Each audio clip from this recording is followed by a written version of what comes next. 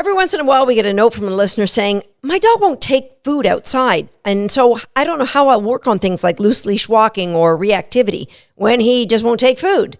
I thought it's not really that common a problem. However, we could turn it into a case study and make it super interesting for everybody. So that's what we're doing today.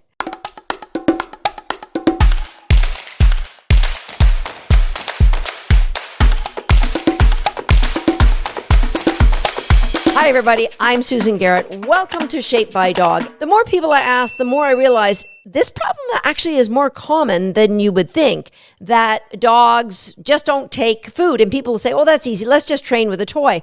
Well, that gets cumbersome. And if you're working on reactivity, it may or may not be a great idea to get that dog super aroused with a toy. And food is really the number one thing you should be considering when you're working with your dog, when you're trying to overcome anything or building new behaviors. It's just so darn easy. Boom, in their mouth, gone.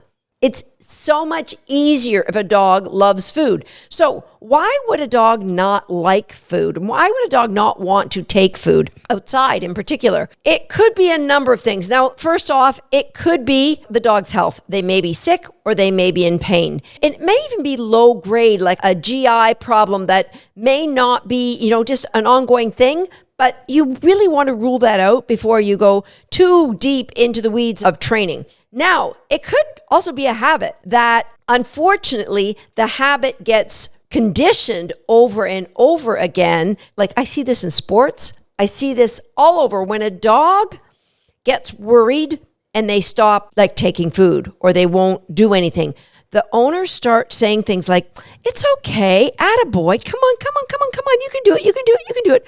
All these words. Now, I'm not saying we are reinforcing the dog by saying those words, but what we are doing is potentially building a trigger that I hear these words and it triggers an emotional state for the dog. And so it could be a habit. And the first thing I'm going to suggest you do is examine your own behaviors. And if there are words that you've been using when your dog won't take food, trying to get them to take food, you might want to stop. And if they're really good words, like things that are trying to excite the dog, whoa, what is it? And normally that will excite the dog, but it's not working outside, you can come back to it. And we're going to get it working for you, but just hold off for now. All right, so we've ruled out pain. We've ruled out that the dog's sick.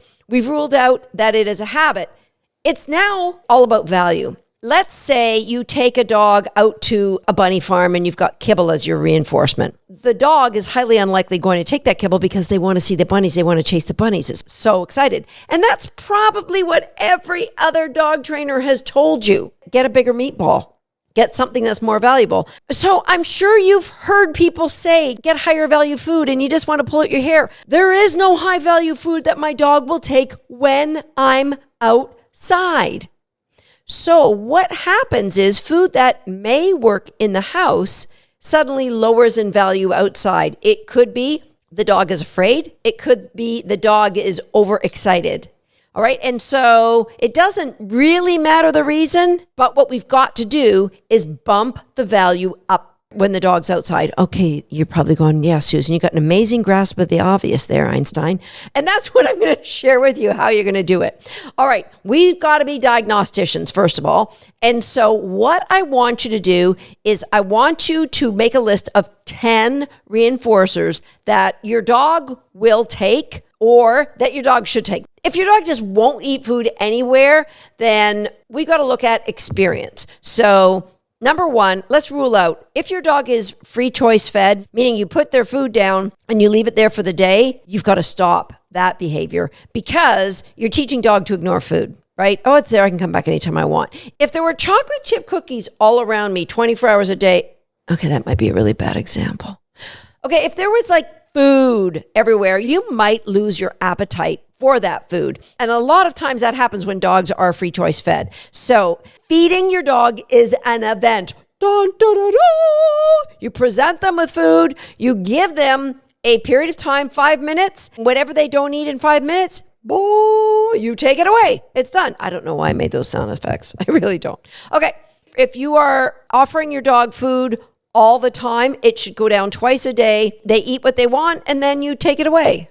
because we want it to be an event. Now, if your dog is overweight, you should be able to see your dog's last two ribs. Again, if they have a big, heavy coat, maybe. But so many people tell me, oh, my dog's just fluffy. No, you can feel the skin and you can roll it. And there's like fat under there. Guys, that's another reason why your dog may not be that hungry. So free choice foods got to go. Get your dog into a healthy weight. And the other thing is, the random treats that you give your dog throughout the day, we're going to just put a curb on those. You're still going to be able to give them, but we're going to turn them into an event for you. All right, so the first thing you're going to do is you're going to make a list of 10 reinforcements. So ask your friends, put comments, come on over to YouTube, put your list over here so that other people can read your list. From things that are just okay, like dry, if you're feeding kibble might be something that is, yeah, that's okay. Or any kind of a dry store-bought treat that's just boring. You know, there's not much flavoring in that. The next step up might be a store-bought treat that is a little bit more robust. Like it might be freeze-dried liver or something that you can buy that most dogs would like. You can ask them at the store what would be great for any dog. And you're going to go up. So then you're going to try homemade salmon treats. We'll leave a link to a recipe here for you. If you're buying store-bought, try and buy something with tripe in it. And I apologize, don't put it in your pocket. It's going to stink, but that is something that most dogs really, really like. All right. And then cheese. You want to try different kinds of cheese. I'm not a fan of feeding a dog hot dogs, and I really would discourage you from doing that because there's so much crap, salts, nitrates. No, let's keep dogs healthy. Stay away from hot dogs. But you can buy some chicken in, cook up some chicken or some beef. And we're going to go up the ladder. I'm going to tell you, my dogs love, love, love cooked salmon, cooked venison, cooked bison. And you're going, holy smoke, Susan, these are going to cost me a fortune. I'm just giving you suggestions of things that might be outrageous, high value. But let me tell you, one of the highest value food for most dogs is what's different. So whatever you've been trying, put that away. Don't bring that out right now. Let's get 10 things, low to high, of things that are different. Once you've got the value, your 10 from outrageous to, they like them. Then we're going to go locations in your home. I'd like you to find at least 5. If you've got a 1-bedroom apartment, we could still get probably close to 5. And that your bedroom, wherever you sleep, that would be one location. Your bathroom, there's a second location. Your kitchen or wherever your hot plate is, that's another location. The door you go in and out of, right at the threshold with the door closed, is one location. Open that door up to the outside, that's another. So now we have 10 values, 5 locations. The last category is different times of day. So they could be times of day near an event, like if you're coming or going to work, or when the dog's being fed, or when the dog's being walked, or when something gets happening. Different times of day. And what I want you to do is cross-reference all these lists. What is a 0, dog won't touch it, on your list in what location? During different times of the day. Now, your dog may or may not change at different times of the day, so that one isn't as important. Just stick with the locations to begin with, but do them all at the same time of the day. So what is a 0? Dog doesn't want it. What is a 1? Yeah, it's okay. Dog will eat it. What is a 2? Yep, that's good. And how can you tell? Because if you present it and the dog looks away, that's a 0. If they won't take it, or they take it and put it back on the ground, that's a 0. The 1, they might take it and look away while they're chewing it and take a long time to chew it. The good might be they take it and they swallow it right away. So that is, good is a 2, and outrageous, you can see the ears go up, they grab it, they go, what was that? And then their tail starts like going, they're like, I want more of that. That is outrageous. Now, you might own a dog that has got 3s all across the board. Chances are that dog will take treats outside. If not, stick with me. Because the next thing we're going to do is we're going to create intentional triggers. So the things that are going to lower the value of food for the dog when you're outside is events like maybe just putting on the leash, or things that scare the dog, or things that excite the dog. And so what we need to do is create triggers that are more powerful than those things. Right? So we're going to intentionally create triggers. I would encourage you to go to episode number 107, where I share how to create value for nail trimmers in my Pedicure Please episode. We're going to do the same thing with things you need to go training with. So if your dog wears a collar all the time, you don't need to do this with a collar, but definitely do it with a leash. And if you use a harness, do it with a harness. You're going to, exactly as outlined in 107, your first training session, you're going to go to what's a 3 outrageous treats for your dog, somewhere in the location that is the highest value for that dog. And what you're going to do is you're just going to pull the leash out and give your dog the outrageous treat. Put the leash back in. Pull out like a hairbrush, meaningless. Pull out roll of paper towels, meaningless. And then pull out the leash again. Give the dog outrageous treats. All right? Do that 3 or 4 times and then put that away. End of one session. You're going to do this so that the dog sees the sight of the leash and they're going to go crazy. And do the same thing for whatever it is you take with you walking. When I was a pharmaceutical sales rep, I used to take my dogs with me on all my calls. And my older Jack Russell, as she got older, she decided she didn't like to go. And so she knew when I was putting on the more posh, going to prayer meeting kind of shoes, that I was going to work, and she would go and hop it up in the bed, and she didn't want to come. And when I was putting on running shoes or boots in the winter, she knew we're going walking, and she was all in. So boots or shoes might be a trigger for your dog. And so do the same thing. We want to create, oh my gosh, this is exciting. We want that trigger. You're going to do the same thing so that the dog sees it, and you're going to go down to lower value locations all the way until you can go at the front door, because that's probably going to be the one that's going to be the lowest. You're just going to stick with the high ones until the dog gets super excited when they see the leash in all your other environments. You're going to go to the one that's the toughest environment, the one that dog gets the most, oh, I don't really want to do this. You're going to do that one last. And if the dog will take the treats at the front door, then try to open the front door. If they won't take them with the door open, then close it and open it a crack. Work back and forth until you've worked through all those locations. You're going to do the same thing with your harness, and then you're going to go to lower value treats. You're going to mix in some good treats, some number 2s with some number 3s. And so the dog is going, oh, well, I like number 2s as much as I like number 3s, because the value of the number 3 is going to go into the value of number 2. Now that we've got that, you're going to start pretend walking in your living room. Clip on the leash, get the dog beside you, give them a treat in what we call reinforcement zone, take it off. That's it. You're going to just go through this routine in all 5 of those locations around your house until the dog thinks this is the best thing ever. Then we're going to try to walk a little bit. I want you to rehearse walking slow and then turn and run, depending on how big your house or apartment is. You're going to turn and you might like run in a circle and then give your dog a treat, because that's another way to jack up value. Motion, changing the dog's physiology can change the value. Maybe tossing the treat, teaching your dog to catch, that can change the dog's physiology. A hand target. There's a video over on YouTube where I teach how to do a hand target. Get your dog to jump up in the air and touch your hand and then give them a cookie. So when you get them to jump, that makes it more likely for them to take the treats. Simple in the house, you can kind of push the dog back with your hand, toss the treat and tell them get it, and then you can run away. These are things that are just going to increase the value of treats, and you're going to do it with the goods and the ones that are just okay. Eventually, we want the ones that they just didn't want before. And so we are increasing the value of the food. We're building triggers in the leash and in your position. We're building triggers in you walking, and we're going to add new words. So that's okay. It's okay.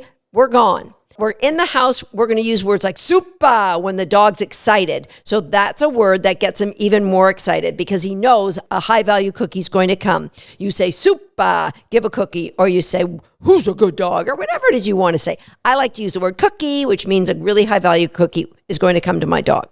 All right. So this is all about being intentional, about you're going to be a little kooky. You're not going outside for a bit. Of course, you've got to take your dog out to do their business, but you're going to be rehearsing walking on leash in the house. And then when the dog is super excited, as soon as they see the leash and they start walking, you can go out the door, one step back in the door, close, take the leash off. That's it. Try to get like a couple of steps. Now, if you know there are triggers, cars, skateboards, other dogs, children, you're going to stay away from those guys. You need to counter condition those separately. But first, we got to get the dog taking food before any counter conditioning can happen.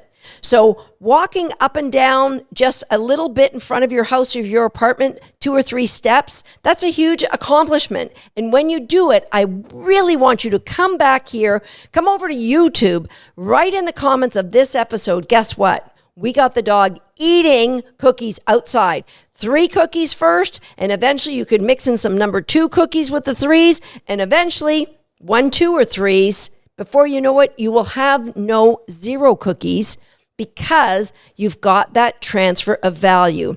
Just believe the dog. Watch the dog's body language. And if they're showing you that they are getting more worried, you've got to get them out of that environment. The goal is for them never to look at you and say, I'm worried. Because once they've got that, oh, I'm not sure about this look, it means they've already gone over a threshold, 1 level of threshold. So we want to prevent that by just doing short walks, lots of good triggers. Forget your old triggers and have a dog who happily takes food outside. Now, if you live in an apartment and you have a balcony, you could just start doing this outside on the balcony. The most important thing is that there's fresh air. If you can't get to the balcony, open some windows and do it near an open window. So the trigger of fresh air could be one that the dog's going, oh, fresh air, I get good cookies. I love this. Being intentional, putting in building blocks, and you're going to say, oh, Susan, this seems like a lot of work. It's not work, it's fun. It's having sessions with your dog that helps build their confidence. How can that ever be work? It's about a relationship. We're building a deeper relationship with our dog. And if you had a child who lacked confidence in some area, you wouldn't say, oh man, this is work. No, because you love to see that child flourish. You love to see the confidence grow. You love to see them say, hey, I can throw a baseball outside now. Hey, I want to be on a team. That's what your dog is showing you. I can go outside just like a normal dog. I can take treats in reinforcement zone. This is good. What are you doing? Running on the spot? That's fine. Have those games in your toolbox. So when you go outside, you know you can change pace, walk normal, do a little bit of fast, do a little bit of plant your foot, pivot, turn the other way, and give your dog cookies, do some hand targets, do some, who's a good boy? I don't know where that came from, but whatever you want to do, and then come on back here and let me know how successful it's been for you. Outside the box thinking to a problem that isn't just get higher value food. It's a lot more than that. And when you put in the extra layers, your dog's going to go, oh, thank you. Thank you. You got me. This is awesome. I'll see you next time right here on Shaped by Dog. Now, hands up is a good way to get notified in some situations, but not here on YouTube. You're going to have to hit the notification button if you want to see more videos from me. But before you do that, you've got to be a subscriber. Go ahead, hit the subscribe button. And if you're already a subscriber, that's for you. Go ahead and give yourself a good cookie.